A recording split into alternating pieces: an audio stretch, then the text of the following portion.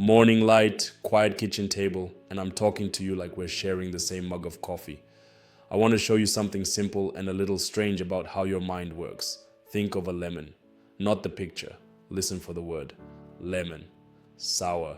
Your tongue just moved, didn't it? A tiny twitch, maybe a bit of saliva. That's the first clue. The mouth prepares because the mind speaks. We think in words more than we realize, and those words nudge the body, the mood, the choices. If you've ever felt your heart race after telling yourself this is bad, you've met the quiet engine that drives your day. Language. The kettle clicks off behind me. I pour and I'll keep going because life doesn't pause for self-discovery. Here's the easiest way to watch your own thinking. Don't chase thoughts, catch phrases. Most thoughts are just recurring lines. Listen for the short ones, the ones that arrive without fanfare. I can't. This always happens. I never finish. They're not essays, just tags, and tags steer attention. Say the word danger and your eyes scan the room. Say deadline and your shoulders lift a little. If I whisper safe, your breath subtly drops into your belly. Words are handles you use to move your own nervous system. A text buzzes on the counter. It can wait. Let's run a tiny experiment together while the world keeps knocking. Think of something you've been avoiding. Don't say the whole story. Shrink it to 2 words. Scary presentation, messy room, awkward call. Feel what those 2 words do in your chest, your jaw, your stomach. Now change 1 word. Not presentation, rehearsal, not messy, in progress, not awkward, honest. Notice what shifts. Same situation, different verbal handle. If you felt even a small easing, that's not placebo. That's your body aligning to the label you chose. The mind hears the label and begins to behave as if it's true. I move to the desk, sit down, and flip the notebook open. The desk is where words usually become loud because labels compress reality. The brain likes compression. A complicated situation gets squashed into a single word, and then we live under that word. Overwhelmed is common. What is overwhelmed exactly? When I ask someone, they describe 7 unrelated tasks tied together by 1 word. It's not wrong to use the word, it's just unhelpful. A better move is to expand it, name the parts.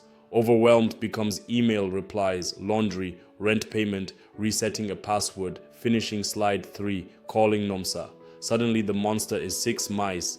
Words either bundle or sort. If your head feels heavy, check which job your words are doing. A neighbor starts drilling faintly through the wall. Ordinary pressure number 2. It's perfect because your brain loves to grab friction and attach a headline to it. Impossible to focus. Watch that phrase arrive and then test how sticky it is. Try swapping the headline to focus in short bursts. The drilling won't stop. Your label decides whether you can start. When the conditions aren't ideal, your words become the thermostat. If the room is loud, set quiet inside as the internal setting and act as if it's already true. Not in a magical sense, in a mechanical one. When your inner sentence says quiet inside, you naturally reach for the move that makes it real. You put in earphones, you focus for 2 minutes, you make the call. Self-talk isn't decoration, it's a control panel. People sometimes ask whether we think in pictures or words. Of course we use images, but the funny thing is that we orient to images with words. Imagine your front door. The image appears because you invoked the word front door. If I say locked or open, your image shifts a little. The words are like rail tracks and the images ride on top. This is practical because it means you can lay new tracks quickly. You don't need to conquer your entire imagination. You can teach it with sentences. A calendar ping pops up on the laptop for a meeting you forgot you agreed to. 5 minutes. This is where words really matter because your first impulse is to label yourself. Unprepared, late, unprofessional. Those words spiral the body into threat. Try this instead. Next best move. That's the whole sentence. Next best move. You stand, you drink water, you write 3 bullets you want to cover. You join on time. Later, you'll adjust your system. For now, your words move you toward useful action. That's the power of thinking in words. Speed. A clear sentence can beat a complex mood. Let me show you 3 field techniques that I keep returning to without breaking this into chapters or making it sound like a seminar. First, name and locate. When a feeling flares, give it a tiny caption and a home in your body. Tight chest, racing head, hot face. Say it out loud if you can, quietly if you must. Something like tight chest is just you acknowledging the alert. The nervous system settles when it's seen. Second, test the verb. Words with weak verbs trap you. I am stuck is different from I feel stuck, and different again from I'm pausing. Verb choice shapes the horizon. I am is a prison. I feel is weather. I'm doing is a door. Third, write one clean command. Not a judgment, a command. Send the file, switch the laundry, ask for clarity. The command tells your muscles what to do. The mind relaxes when the mouth gives an executable. I glance at the phone again and flip it face down. I don't need more words from outside right now. I need better words inside. That's another point. The mind is porous, and other people's words colonize it. You carry headlines you didn't write, lazy, difficult, behind, too much. If those are the slogans running your day, you will behave inside someone else's story. It's not about positivity, it's about authorship. Write your day's headlines on purpose. Short, boring, precise ones work best. 10:30, write paragraph. 11, send invoice. Noon, walk to shop. This isn't a to-do list, it's cognitive lane lines. You will glide between them more easily than you expect. Someone knocks and calls that a package is at the gate. I sign, drop the box by the door, and sit again. Do you notice how quickly the mind wants to say, I lost my flow? That sentence becomes a prophecy unless you replace it immediately. Back now is a good replacement. It's not poetic, it's a lever. Here's the quiet truth. We're not trying to build grand language. We're trying to build accurate language. The mind respects accuracy. If you tell it the truth in small sentences, back now, next line, one call, it will cooperate. If you threaten it with global pronouncements, I never get anything done, it rebels or collapses. There is a common objection here. But what if my words lie? What if I say I'm calm when I'm not? Don't lie. Use words to direct, not to deny. Instead of calm, try calming. A verb with ing invites your body to join you. Calming is an action underway, and you can make it true by breathing out longer than you breathe in, by dropping your shoulders, by looking at one fixed point for 5 seconds. The word points, the body follows. If a word does not help your body move or soften, pick a different one. Your test is not whether it sounds impressive. Your test is whether it helps you do the next small thing. By the way, this applies to memory and learning too. When you slap the label hard on a task, impossible, boring, you teach your brain to skip building pathways. Relabeling doesn't make it easy, it makes it approachable. Hard becomes learnable in parts. Boring becomes 10-minute sprint.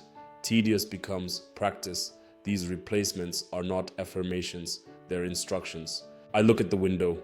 A gust presses the curtain inward, and the room feels a degree cooler. That small physical detail matters, because thinking in words is not just about what happens behind your eyes. It's about how you tie words to sensations out here. If you name what is present, cool air, firm chair, pen in hand, you collect the mind from its time travel.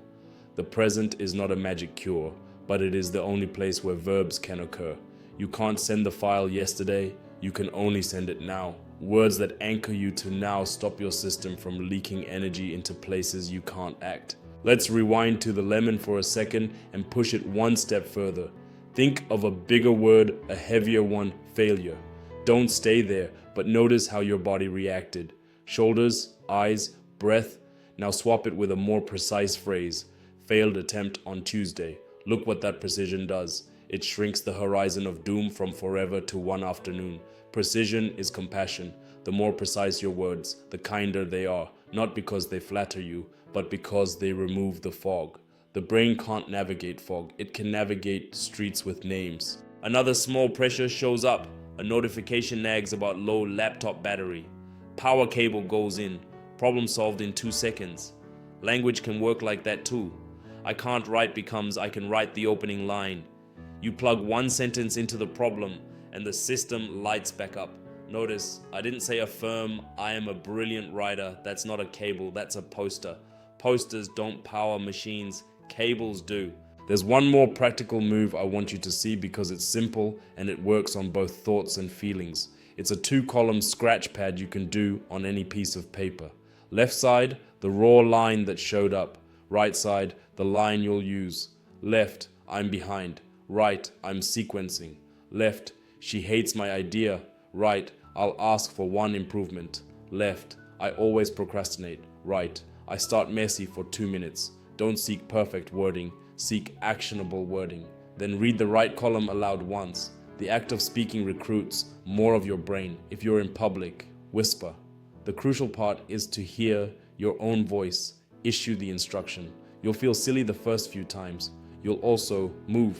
A short quiet beat now. I let the room settle and the words go silent for a breath. It's good to notice the space without narration. When the mouth stops, the mind rests. Give it 3 seconds, 1 breath in, longer breath out. Notice that falling feeling at the end of the exhale. That's your nervous system agreeing with you. The final piece is proof by action.